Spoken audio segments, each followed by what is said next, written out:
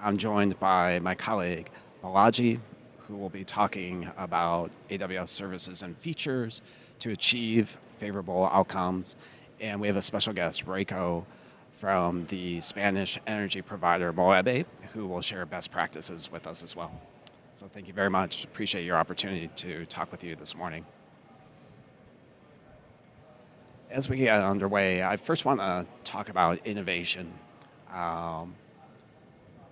We'll see momentarily a resource. There's research done by IDC, and one of the outcomes that was discovered through this research was that workloads move 46% faster in migrations with effective cloud governance underpinning those migrations.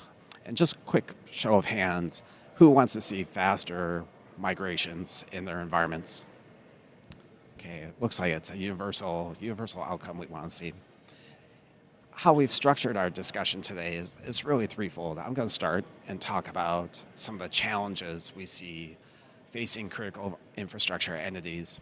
And the challenges are kind of twofold. One is that critical infrastructure entities need to protect vital systems that are critical for national importance, and at the same time meet stringent compliance requirements. Then Balaji will share AWS services and features that achieve the outcomes that we're discussing. He will touch upon both multi-account governance and automation to achieve compliance. And then last, Reiko will share how Moeve achieved a number of successes with use of different AWS services and features to achieve not only compliance, but favorable outcomes with effective governance. I want to first share a quote from the French energy provider, Engie. With effective governance, they were able to achieve a number of business outcomes, both in acquisitions into new countries and divestitures from other countries. In fact, just in the first quarter of this year, Engie has had successful acquisitions into Brazil, Belgium, and the UK. And again, underpinning this is their ability to move fast with a scalable cloud governance approach. Here are some of the outcomes I mentioned earlier that the IDC research has conveyed. So, for example, I touched on the 46% faster migrations. So a number of favorable outcomes with strong cloud governance, not just security compliance. In the context of security compliance, there are a number of bad actors out there. That's so largely a reason why we're here. And bad actors do target critical infrastructure entities. Just in the last year alone, we've seen 2/3 of energy companies worldwide having ransomware events. Salt Typhoon targeted telcos. And then last, we're probably all aware in our local municipalities, jurisdictions of healthcare facilities, hospitals, medical systems getting caught up in ransomware events. This outline here is a summary of OECD examination of what's considered critical infrastructure around the world. And by far and above, energy is universally recognized as critical infrastructure. In terms of compliance, what we're seeing is, because of the importance to society, we're seeing more and more critical infrastructure regulations, country by country. And in any given country where there is a critical infrastructure regulation, we're seeing more sectors being pulled into that regulation and more depth that regulators are going into. I think one good example is Australia's hosting classification framework, where initially it started with just one industry sector and more sectors and regulators going deeper and deeper. AWS, as you're aware, offers many different infrastructure approaches where we can meet customers where they are. Everything from the 37 regions we deploy worldwide to Internet of Things at the other end of the spectrum. And across the spectrum, we see AWS being subject to critical infrastructure obligations in some jurisdictions. And then additionally, our customers who are critical infrastructure are also subject to these regulations. So we see both direct obligations for AWS as well as indirect obligations because of our customers having to meet these requirements. Some of these requirements are things like having an effective cloud governance approach. Other obligations could be things like incident reporting or designating a security officer who would be responsible and responsive to security incidents.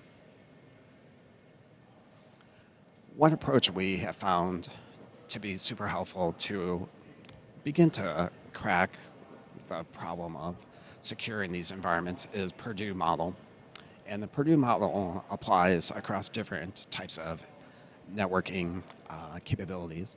So on one end of the spectrum, standalone systems, these tend to be air-gapped, and there's not really much opportunity to leverage a cloud provider like AWS to help secure and maintain controls in this environment.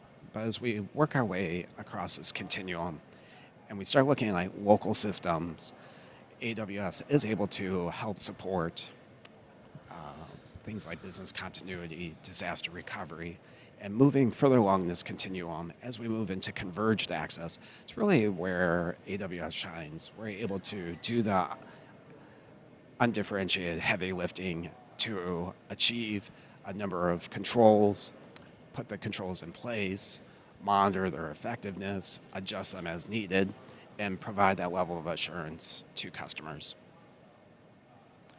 This maps really well to the shared responsibility model, where one end of the spectrum, the responsibility is a little uneven. Customers have a lot of responsibility, and then as we move to more abstracted services, AWS is really able to deploy more of its controls, more of its common services, APIs, capabilities on behalf of customers.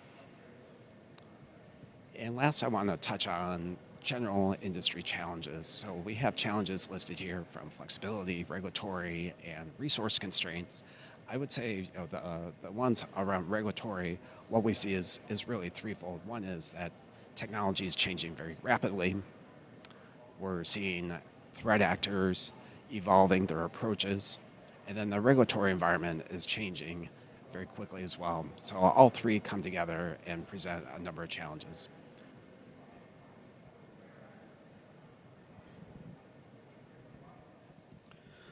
We notice that customers deal with the industry challenges that Kevin just talked about with 4 foundational capabilities. When they have a multi-account environment, they allow themselves the flexibility to meet the different operational and security needs of the applications and the business units that they support. Now, while they have a multi-account environment, it is important for them to maintain visibility across all the resources in their cloud environment. Without visibility, they're not able to support operational enhancements or security controls. And so resource management is the second foundational capability that we see customers use to meet the challenges that Kevin talked about. Kevin also covered a little bit about how regulations are changing, and there are additions or modifications to existing regulations. And that impacts behavior, right? You have to change the way in which you organize change management and how you onboard a new service or a new technology into these environments. And having a central governance capability where you can turn your organizational policy into the technical controls that you need and deploy them across the environment becomes very important. And Kevin also talked a little bit about the challenges in having trained, skilled staff supporting these environments. And a controls management capability that through automation and is native to be able to take leverage of all the different features that are available in those cloud services becomes important. And controls management is something we'll have Reiko also cover a little bit later. When customers go through this, and they implement these foundational capabilities, they're able to onboard new services faster. Now, why is this important? In any business environment, there is a challenge, a competition to be most useful to your customers, to get closer to your customers. And to be able to do that, the ability to leverage new technology as and when it is released becomes very important. And effective cloud governance does enhance your ability to leverage these new technologies. And together with effective monitoring that is part of cloud governance, you identify opportunities, and these opportunities help you save cost and time. And together, all these capabilities that you build will also make it simple for you to meet your regulatory and audit requirements. Another perspective to this is that cloud governance is not a standalone capability. It is not isolated. It is tied very closely to your cloud governance journey. Now, we see customers in 3 buckets, depending on where they are in their cloud adoption journey. And it aligns a little bit to the Purdue model that Kevin covered earlier. If as a customer, you're just getting started and you have a few pilot workloads or are focusing on a specific use case, such as Gen AI, then security is important. You want to ensure the data that you put in the cloud is secure and safe, and you want to have easy access to best practices so you can efficiently onboard these technologies. Now, for customers who are migrating, they've decided on what cloud platform they want. They have an initial environment and are moving workloads actively. Speed is important. No one wants to have a parallel environment where they're maintaining the same workload. Right? It is too much overhead in terms of operations. And so speed, along with flexibility to be able to manage operational expectations between different workloads, one may be critical and one may be not, is important. And monitoring to ensure the business is receiving the same level of performance and security expectations that they have. Now, there are customers who've gone through the migration state, they have a cloud environment, and they're looking to optimize it. And in this stage, visibility is very important. And the reason is, when you know how your resources are doing, you identify opportunities to improve on cost, to use the best possible resources that give you the most performance. And you also have the agility to enable new services and equip your application teams to build faster. Regardless of where you are in that journey, we see customers generally take a 3-stage approach to be able to implement effective cloud governance. In stage 1, which is a crucial part of any endeavor, is to assess and plan. And understanding your environment is how you assess it. And we've provided a link to a tool which allows you to compare your environment against AWS best practices. Now, there are partners who also provide similar service of reviewing your environment against the AWS recommended best practices. This assessment gives you an initial state, and in the next phase of this, you define your operating model. And in the operating model, you determine what is your end state, where do you want to go to, and establish the path from where you are to where you want to go. A key part of this assess and plan phase is to establish metrics to determine what is good for your business. Right? Do you want to get to the end state in 1 year, in 2 years? Is it more 6 months? And then what is each step of how you get to that journey? And as you move through this, the next phase is about implementing foundations. Implementing foundations, a word that we use here is called landing zone. And this is a term that covers an initial baseline environment that follows well-architected principles and has a set of accounts that most customers find useful. It also has a set of foundational capabilities such as logging and resource management and identity.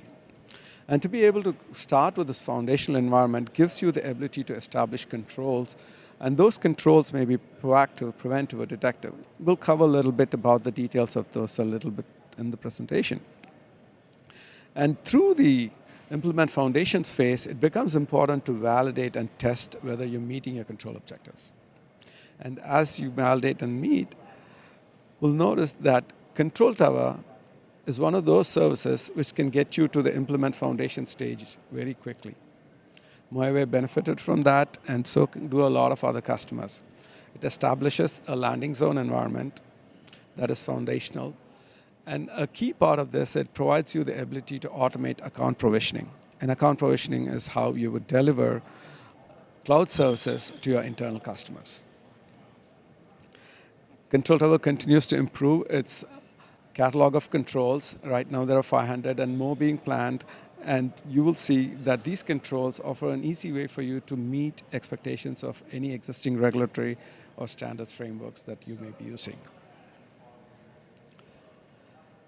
Now, apart from Control Tower, we see customers also create their own baseline environment with AWS accounts and organizations using an API or a tool of their choice, and config as the resource management tool of choice. Now, I want to draw your attention to the last icon, the AWS Audit Manager. Could you raise your hands if you ever had to respond to an audit request, if you have to collect evidence and present it? I'm sure it's a lot of fun, right? So what Audit Manager does for customers here is automate the evidence collection and presentation part. So if you haven't looked at this tool recently, I encourage you to take a look at it. These are some of the cloud governance services. There's more to come, and I'd invite Reiko to walk us through how Moeve is doing this. Hello, everyone. I'm Reiko Martinez, Head of Cloud Governance at Moeve. For those who are not familiar with Moeve, we are an international energy company based in Spain with more than 19 years of history, and now we are focusing on sustainability, energy, and mobility. Okay, what about my team? I'm part of Cloud Center of Excellence, and one of our fundamental mission is collaborate closely to the cybersecurity, operation, and networking team to have the more compliant security and standard environment possible to our developer team. Our journey to the cloud began in 2015, where we started working with a few number of accounts trying the big data. Then in 2018, we created the Cloud Center of Excellence, and we deployed our first landing zone that was based in the AWS landing zone. At the end of 2022, we migrated all of our infrastructure governance, and including the landing zone to Control Tower. Let me stop here to share with you some of the highlights of the impact to migrate our infrastructure to Control Tower and the expertise that we have in cloud governance. We reduced 75% the time that we spend to deliver a new account for the developer team. We send more than 60,000 notifications. Then I'm going to explain you how we do that. We improve our cloud security postures. As you can see here, only with Control Tower, we are deploying more than 3,000 controls in our organization. We reduce at 5% our cloud consumption cost, and we reduce at 45% our staff needs. We are working with 6 different organizations. All of them are controlled by Control Tower. We have more than 200 accounts, grouped by more than 75 different accounts, where we have applied more than 250 different controls just with Control Tower. That means that we have thousands of controls in Control Tower. Thanks of Account Factory and our automation onboarding, we can deliver a new fully functional account for our developer team in less than 2 hours. Our mindset is always go one step further. And we can see that with Control Tower, we have all the work to do it. For that, we deploy different security policies through Security Hub. For us, it's not the same when you are working in Sandbox OU than when you're working with Production OU. For that, it's not the same, the policy that we apply it. All the new accounts have Guard Duty, Inspector, Shield Advance, IAM Access Analyzer, Default. And of course, we are deploying a lot of controls proactive and detective through Cloud Formation Stack Set. Once again, we go a little more. From our Cloud Center of Excellence, we are deploying a lot of different custom service control policies, declarative policy, resource control policy. If it's a policy, we love it and we apply it always. We have our custom webhooks and something that we call automation remediation that I go to explain you later. The third stage in implementing effective cloud governance is that of expand and optimize. All of these are recommendations for you to follow, right? You may find that some of the elements that we've covered in one stage is more important for you to start with. And I think expand and optimize is one such phase. How customers scale their cloud governance is we talked about a set of foundational capabilities that are implemented along with your landing zone. Right? We talked about multi-account management. We talked about controls. We talked about how you can have a centralized governance platform through Control Tower. Now, AWS organizations, the other service that I covered is the foundation of how customers manage their multi-account environment. And it has over 40 integrations. And these integrations allow you to centralize governance over backups, over cost management, over observability and security. So what this gives you is the ability to enforce your organizational policy through a set of guardrails that allow more independence for your application teams. And what that does, again, in turn, is remove that overhead of centrally managing all your controls through the cloud architect or security team and provide some ability for the application teams to manage a portion of the controls in their environment. And at this stage, we also see customers focus on continuous environment improvement. And how they do that is they engage in conversations with their stakeholders, with their internal and external customers, and they continue to identify opportunities for this improvement. We talk a lot about measuring and adapting your cloud governance posture. And one of the ways in which we see customers do that is to have eyes on the environment, not just in terms of what resources are being created, updated, or deleted, but also about the state of configuration and whether it meets a certain compliance or security expectation. And config is one of the services which allows you to do that. If you haven't looked at it lately, think of this service as one that it ensures you have a state recording of the resources in your environment. So state and configuration recording is its primary use. And from there, it allows you to detect drift against established baselines.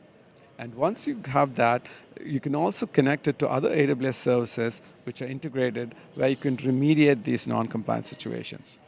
Now with this flow, config is very powerful for implementing any type of cloud governance controls. It's not just the controls or the services that we talked about. Right? AWS has controls layered in through a lot of other services. And generally, we tend to categorize them based on where they fit in the pipeline of how you deploy infrastructure as code into your environments. I'll start from the right. Proactive controls allow you to scan your resources before provisioning and thereby prevent any non-compliances in the environment. And directive controls, which config is a big part of, allow you to respond to non-compliant situations in your AWS environments. Preventive controls are very powerful. What I see with customers who are in the optimized stage is that they get better and better at identifying those type of preventive controls that can ensure that they don't have the overhead in detecting and then responding to non-compliant events. So a new set of controls that we've launched, including resource control policies and declarative policies, allow customers to have greater and more granular control over the things that go on in their AWS environment. I invite Reiko again to help show some practical examples of how he's doing that. Hey, it's me again. Now I'm going to share with you a few examples of how to do the things at Moeve. Everyone here knows the importance about enforce the agile permission boundary, and more when we are trusting the ability to create and update role for our developer team. Can we get a raise of hands on who is using permission boundaries? How many people here? I am permission boundaries. No? You don't enforce? Oof. No, I don't know. We have a good thing to show you today. Okay. Right, Reiko? In our organization, every single account has its own permission boundary. Right now, we have more than 140 different permission boundaries.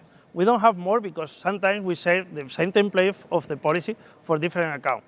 When you have the same project and different environment, developer, production, and Q&A, we share the same template.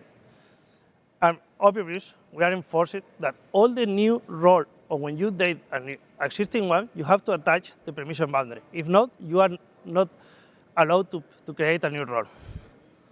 And who can make this possible? It's pretty easy. Here, you can see we create all our new account with Control Tower, but it's the same. Whenever you create the account, we detect the new account is created, but event breach rule. This rule go to trigger a Lambda. This Lambda go to create a folder in S3 bucket with the ID of the account and put inside a template for the policy for the EM permission boundary. The first boundary we create for a new account is minimum permission. Then this S3 bucket had event notification enabled. When you create update an object, we go to trigger another Lambda. This Lambda have the ability to update or create a stack set that go to create a stack in the chill account to update or create the AM boundary. But once again, we don't stop here. We integrate the S3 bucket with a GitHub repo, and we only have to push a new template to start the flow. And of course, our developer team have the ability to create pull requests for their custom boundary. And then our team for the Cloud Center of Excellence approve of the name. If we approve, start the flow again. Let me show you with a sample, with a demo that I see that is better. Here you can see a policy. That is that with which one we are enforcing with service control policy. The naming is platform main boundary. And you can see that only allow EC2 and S3 buckets. Okay? Now I go to show you how I create this policy with these stacks. Okay? Now I go to the repo to update it and add Lambda action. I create Lambda, I put a wildcard. I know that this is not a good approach, but it's only a demo. I add the file, I commit, and push the repo.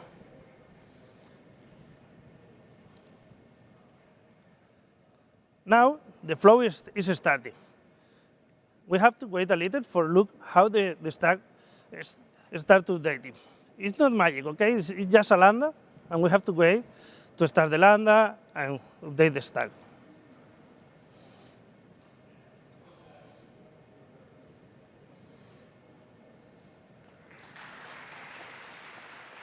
Here you can see that it's update in progress. A few seconds later, go to finish update. And then I go to show you in the policy. I refresh the page and show how now we allow Lambda.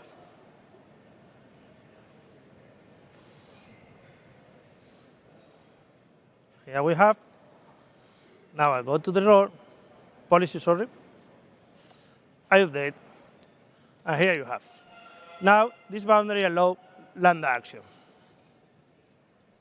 Now I go to tell you about managing security group. In our organization, our cybersecurity team is very strict with the security group rule. For that, we have different approach. When we are deploying infrastructure as code, we apply two different controls from Control Tower, EC2 peer 3 and peer 4. But what happens when some developer guy make some change by the console? We know that it's not a good approach again, but in every organization, sometimes the developer have to make change by console. For that situation, we deploy a config rule that go to detect when you open a risk port to the world and go automatic remediation with a system manager document. Once again, I'm going to explain you with a demo, but I think it's better to understand. Here I have a security group. The name is range 4, of course. I go to add a new rule, RDP open to the world.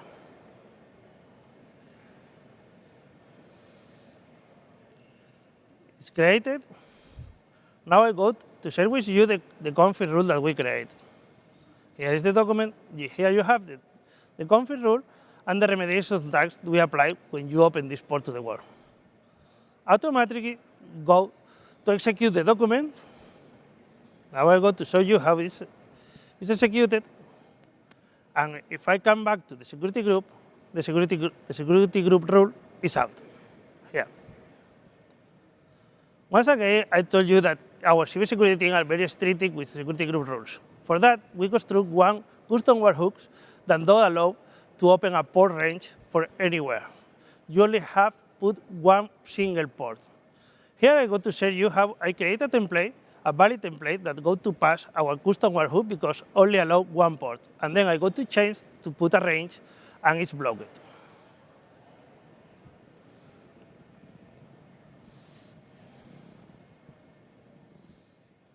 Now I go to share you the template to show how it's only just single port 100 open to just a single IP. Here you can see the template is port 100 alone and a single IP. Now you can see how our custom webhook is invoked and how passed, and the security group is created. Okay, now I go to update the template and put a port. In this case, I go to put from 100 to 101. It's just 2 ports, but it's a range of ports, and it's not allowed within our organization.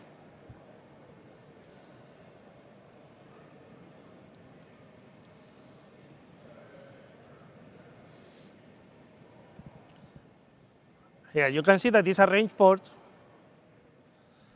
and how it's invoked our custom webhook and block the deploy. And you can put a port range in your inbound security group rules. Now I want to share with you our system notification. Right now we have 100 different types of custom notification. All of them are based in the Amazon Web Services well-architected framework. And over the last year, we sent more than 16,000 different notifications. How this made possible? We have 2 different sources. One are based in real-time events, like for example, when you put a snapshot public. Another one are based in other data source that is scheduled. It maybe twice a day, one a day, one for weekly. It depends the event that we want to catch. That data source can be our own inventory or something like through Trusted Advisor, Security Hub, or wherever. And then the flow is the same. We detect an event, we trigger a Lambda, the Lambda go to the child account to take the tag for the resource that do the event. Then we have the event, the resource, and the tag, and go to the query to our database project to know who is the owner. When we have all the needs all the things that we need, the event, the resource, the tag, and the owner, we can construct an email and send to the owner and say, okay, you are deploying something that is not compliant with our rules. Now I go to share you some example based in the well-architected framework. Maybe it's everything in English. Okay. Here you can see that it's cost optimization, operational excellence, fault tolerance, and performance. Once again, our notifications don't come alone. In some cases, we have enabled automated remediation.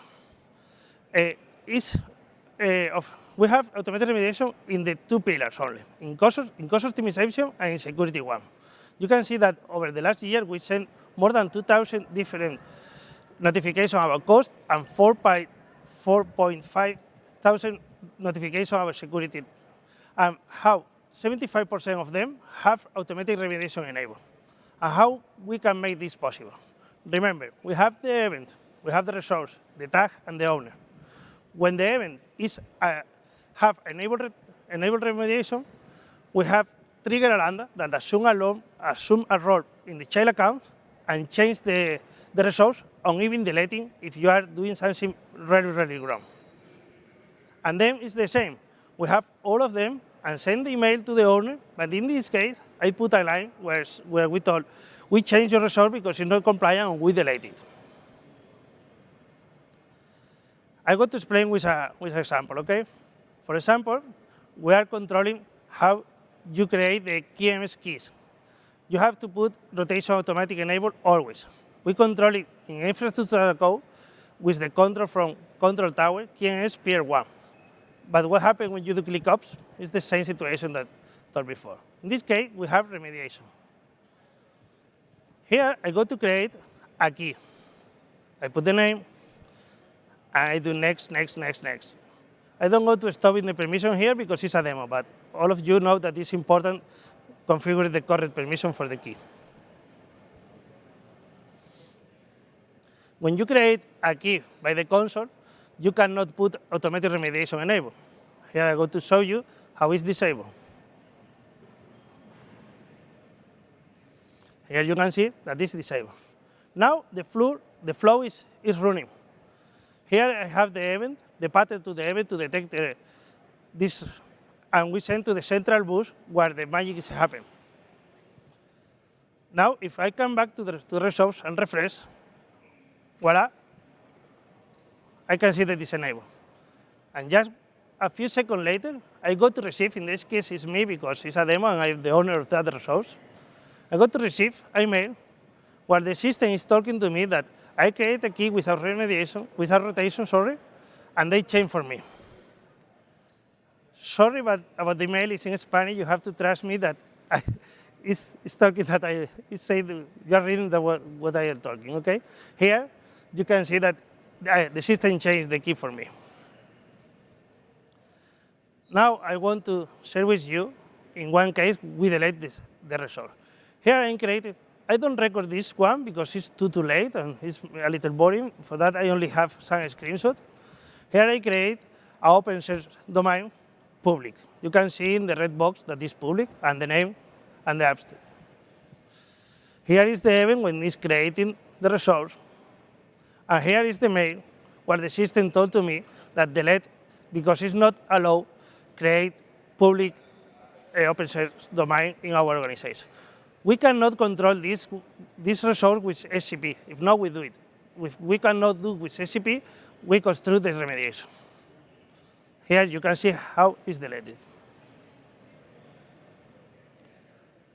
Okay, that's all for my side. But before I leave, I want to share with you some of the lessons that we are learning about this year in cloud governance. You don't have to sing in every service like isolate one. You have to make all of them work together to construct your most compliant and security environment. Always look for more remediation, more automation, more controls. Always look for more. Work closely with the product teams to enable new features.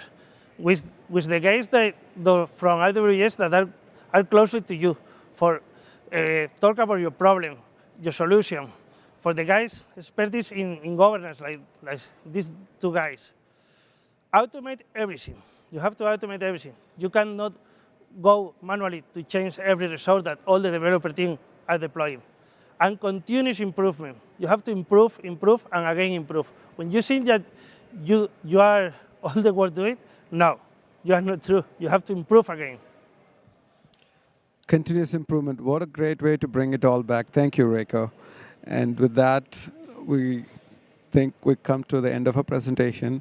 We are going to be available near the entrance if you have questions on how Reiko did most of this for Moeve or questions about services that I or Kevin can help answer.